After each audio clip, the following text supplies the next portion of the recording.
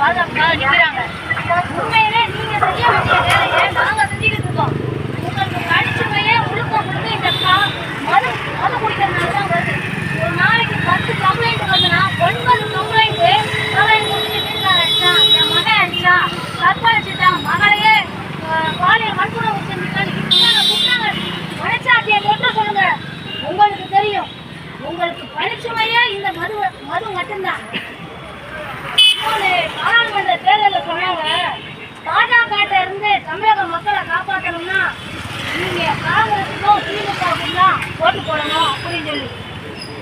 அடுத்து நம்மகிட்ட இருந்து பாஜகவை காப்பாற்றுறதுக்கு தான் இந்த கள்ளச்சாராய நிகழ்வு.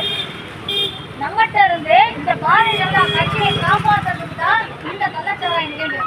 ஏன் அப்படின்னு பார்த்தீங்கன்னா, கொஞ்சம் நான் யோசிச்சு பார்த்தேன். 2023 கர்நாடகாவில் சட்டமன்ற தேர்தல் வந்துச்சு. முழுமையா அங்க பாத்தீங்கன்னா தோல்வி, பாஜக முழுக்க தோல்வி. கழுவி ஊத்துனாங்க. உடனே என்ன சொல்றாங்க, டக்குன்னு மரக்காணத்துல செங்கல்பட்டுல இதே கலாச்சாரத்துல 30க்கும் மேற்பட்டவங்க செத்தாங்க. அங்கேயும் 10 லட்சம் அறிவிச்சாங்க. ரெண்டாவது இப்ப 2024 பாராளுமன்றத்துல தமிழகத்துல பாஜக நல்ல கவிதை போயிடுச்சு. ஆனா நல்லா கவனிச்சுக்கோங்க, 2வது இடம் 3வது இடம் ஒரு இடத்துல இருக்கு. அப்போ பாஜக அங்க இருந்து எனக்கு தெரிஞ்சுக்கிறது, ஊடகங்கள் எல்லாம் திசை மாற்று, கள்ளக்குறிச்சி தேர்தல் வருது, என்னைய பத்தியா ஒவ்வொருத்தரும் பேசிக்கிட்டு இருக்கான், கோடிக்கையே போட்டி போடணும். கள்ளக்குறிச்சியில கள்ளச்சாராயத்தை குடிச்சு இன்னைக்கு 59 பேர், இப்ப வர வரைக்கும் 59 நபர்கள் வந்து உயிரை விட்டுருக்காங்க. தியாகிகள், உயிரை விட்ட தியாகிகள் 59 பேர். இந்த 59 பேருக்கு ஒவ்வொரு நபருக்கும் இந்த தமிழக அரசு கொடுக்கிற நிவாரண தொகை 10 லட்சம். எங்க ஊர்ல ஆண்டுக்கு 4 விபத்துல நடக்கும். 10க்கும் மேற்பட்டவர்கள் இறப்பாங்க. உங்களுடைய நிவாரண தொகை எவ்வளவு சொல்லி தயவு செய்து தமிழக அரசு ஒரு நிமிஷம் மனசாட்சியை தொட்டு சொல்லுங்க. இந்த கனிமொழி அக்காவை தேடிக்கிட்டே இருக்கேன். கள்ளச்சாராய நியூஸ் வந்ததுன்னா அந்த அக்கா எங்கேயாவது காணொலியில பேசுவாங்களா, எங்கேயாவது நிப்பாட்டிங்க வந்து நின்று பேசுவாங்களான்னு அக்காவை காணும். அது எங்க அண்ணன் உதயநிதியை தேடி பார்க்குற அவரையும் காணும். ஆனா நாங்க ஏடிஎம்கே ஆட்சியில கூட நாங்க அங்கங்க ஒளிபரிக்கு வச்சு நாங்க போராட முடிஞ்சு. நீங்க அதை விட கொடூரமானவர்கள். ஏன்னா அதுல கூட எங்க தமிழன் தான் அந்த தலைவராக இருக்கலாம்.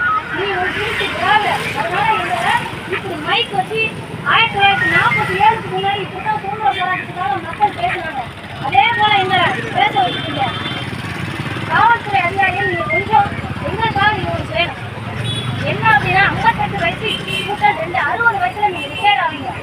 அப்ப நீங்க ஃபீல் பண்ணக்கூடாது, இந்த கூட்டத்துக்கு நம்ம இப்படி நெருக்கடி பண்ணோமே, அந்த கூட்டத்துக்கு நம்ம தடையை விட்டோமே, அதிகாரிகள் பேச கேட்டுட்டு.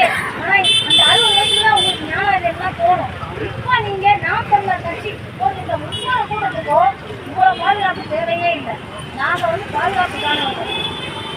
கள்ளக்குறிச்சி அடுத்து மரம் தண்ணியில குடி தண்ணியில மரம் கலந்துச்சு. அங்க உங்களுடைய பங்களிப்பு நிவாரண தொகை ஏதாவது கொடுத்தீங்களா, இல்ல அந்த வழக்கத்தா உடனே எடுத்து நடத்துனீங்களா? இன்ன வரைக்கும் அவங்களுடைய குற்றவாளி யாருன்னு சொல்லி கண்டுபிடிக்க முடியல. இனிய உறவாக இன்னாது கூறல் கனியிருக்க காய் கவர்ந்தற்று ஒரு திருவள்ளுவருடைய குரல் தான் இப்ப எல்லா மனைவிகளும் வீட்டுல சொல்லிட்டு இருக்கிறாங்க. என்னன்னா 300 ரூபாய் கேட்கிறேன், தரமாட்டேன்னா 100 ரூபாய் எடுத்துட்டு சாராயம் குடிக்க வேண்டாம். கள்ளச்சாராயம் குடிச்சு சாப்பிடுறதுக்காக இனிய உறவாக இன்னாது கனியிருக்க காய் கவர்ந்த கனிதான் டாஸ்மாக். அந்த மனநிலைமைக்கு முதலில் எல்லாமே வந்தாச்சு. நீ அங்க போய் குடிச்சிட்டு சாவுறதுக்கு நீங்க 300 ரூபாய் கொடுத்து ஓட்டுறா ஏதோ உங்களை குடிச்சிட்டு பேசாம வீட்டுல கிடந்த அளவுக்கு மகளிரை மாற வச்சுட்டாங்க இந்த திராவிட அரசு. ஒரு இடத்துலயும் பாருங்க ஆர்ப்பாட்டத்துக்கு செய்ய முடியல. இந்த கூட்டணி கட்சிகள்லாம் என்ன செய்யறாங்க? இந்த கூட்டணி கட்சிகளோட எதிர்ப்பு தான் என்ன, அமைதியா உட்காந்து யாராவது எழுதிட்டு ரைட்டா பண்ணிட்டு இருக்காங்க.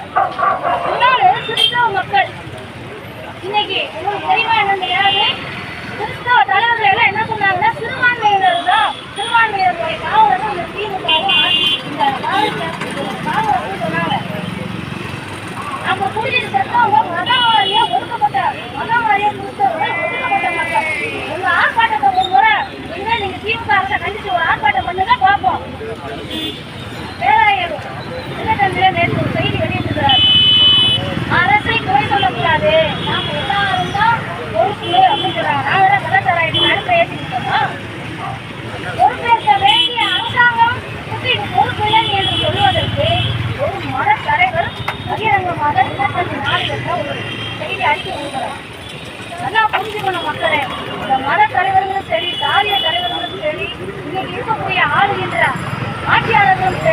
மக்களுக்கானவர்கள் அல்ல. மக்கள் தன்னெழுச்சியாக வந்து எது சரி எது தவறு என்று வருகின்ற காலத்தில் நாம் தமிழர் கட்சியினுடைய உடன் நில்லுங்கள், நாங்கள் உங்களை கட்டாயம் காப்பாற்றுவோம் என்று கூறி வாய்ப்பளித்தமைக்கு நன்றி வணக்கம்.